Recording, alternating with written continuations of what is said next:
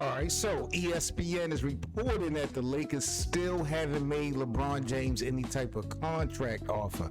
We're talking about the face of the franchise, or at least the original face of this franchise for the last 8 seasons, a player who helped deliver banner number 17, a player who's pretty much carried this organization back into championship conversation.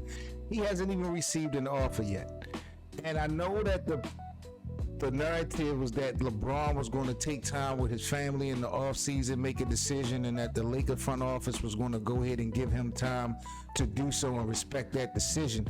But I was not jacking that from the jump, y'all. I'm just being honest. I'm not saying the Lakers should hand LeBron a blank check, but you gotta pick up the phone in this unique situation. I mean, LeBron has been in this league for 20-something years, and I do understand that the family decision is important. But you are in a unique space if you are in the Lakers organization, because for the last year or two, you have been dealing with a superstar who have not felt really appreciated by this organization. Now you got new ownership. You know, you're doing a lot of appeasing to Luka, which I understand, but you got to have some balance, bro. I mean, you pay Austin Reeves 40-something million. He's gotten taken care of. And not that he hasn't earned money, but let's not act like the Lakers got to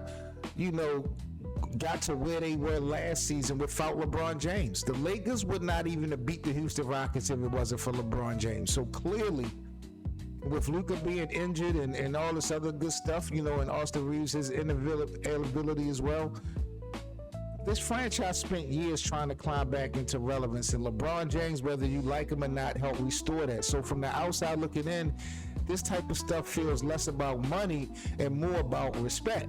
The other path that they've been doing is they've got about $50 million in cap space. They've been seeking out trade suitors.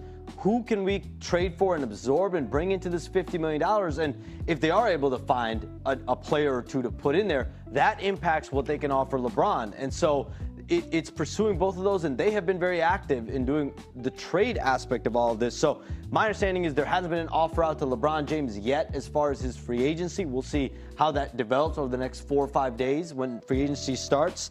But a lot of it is like, how much can we upgrade the roster and then potentially go back to LeBron? Or do you take care of LeBron first and then figure out any type of potential roster move? You mean? And then another thing on top of that, I've been hearing all summer, it's Luka's team now. I've been hearing all year for the most part, it's Luka's team.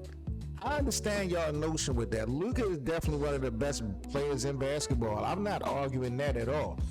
But here's what I think Laker fans are getting ahead of themselves. I've been telling y'all, some of y'all are acting like Luka automatically replaces everything that LeBron James brought to the table. Absolutely not. He doesn't. Yes, Luka gives you elite offense. LeBron gives you elite offense, leadership, communication, versatility, and decades of playoff experience. Those are different things. And let's be 100% real, the Lakers still have roster questions. How much rim protection will they have? How will they defend these elite wings in the NBA and in the Western Conference? What they going to do now that LaMelo Ball has joined in with in Minnesota? How will they defend teams that attack the paint repeatedly?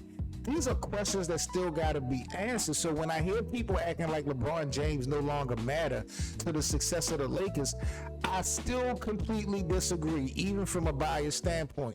Building around Luka Doncic is one thing. Acting like LeBron wasn't still a huge reason this team won games last season is a totally another thing. I even seen Bobby Marks, reporter, talk about something people forget. This isn't just basketball anymore. LeBron has to think about his family. I understand that. I think LeBron's got to balance the family part of it. Certainly he resides in Los Angeles. I think there is the financial angle too. Certainly a player that's earned close to $600 million. And then there's the third part, which I think is probably the most important. What gives him the opportunity to compete for a champion? Lakers decide, hey, we're going to go pursue these restricted free agents, or we're going to make a trade for somebody, and now we only have X amount of money left over for you. I could see that being offensive to LeBron and him just being like, all right, well, if you're going to pay me 15 million or whatever, I'm just going to go get that from Miami or Golden State or San Antonio or somewhere like that. So I think it depends how LA approaches the negotiations, how they approach the pitch to him of, we think you fit in, but we think you fit in at this number, and we know you're worth more than this, but to build the roster to compete for a championship, we need you to take less. However, those talks go in the coming days will ultimately determine, in my opinion, how available he actually is. Because objectively, like, I think staying in LA, not having to relocate and getting more money makes a ton more sense than going anywhere else. But if the negotiations sour and they just decide that it's not the right fit, then obviously I think Miami would be one of the top suitors. Yeah, I mean, cities matter. He didn't like Memphis, Milwaukee. He doesn't want to go Detroit. He's bailed on Cleveland twice. He chose the Lakers. He didn't choose it because it was a bad roster with no momentum. He chose it because he doubled his net worth. It was great for brands. All the billionaires met him. He's always been a guy that cities matter. Miami's on fire with all the tech. He's been there. He has relationships. I think it's something to consider. Do y'all notice something? Nobody said LeBron is definitely leaving. Nobody said Miami is guaranteed.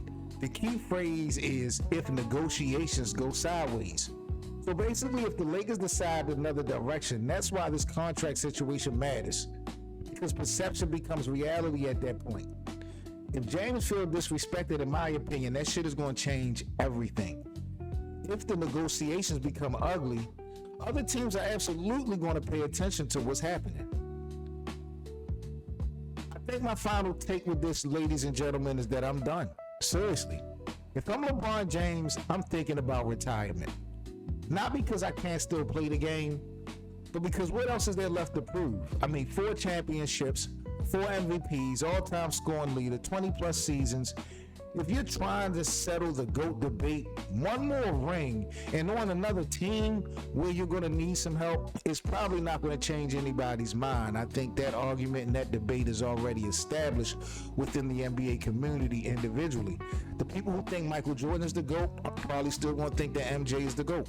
The people who think LeBron is the GOAT probably already made up their mind. So if I'm LeBron James, I'm just basically asking one question. Am I wanted? Not tolerated, but wanted. Because there's a huge difference. If this Lakers organization doesn't believe that LeBron is part of the future, then don't drag this thing out. Have the conversation that you can, shake hands, and celebrate one of the greatest careers you've ever seen. Don't let this thing end with just silence. That's the thing that disappoints me the most. Seven Mitchell here. This is Lakers Land. Like, comment, and subscribe. Y'all let me know in the comment section what y'all think is the best move for the Lakers. Peace.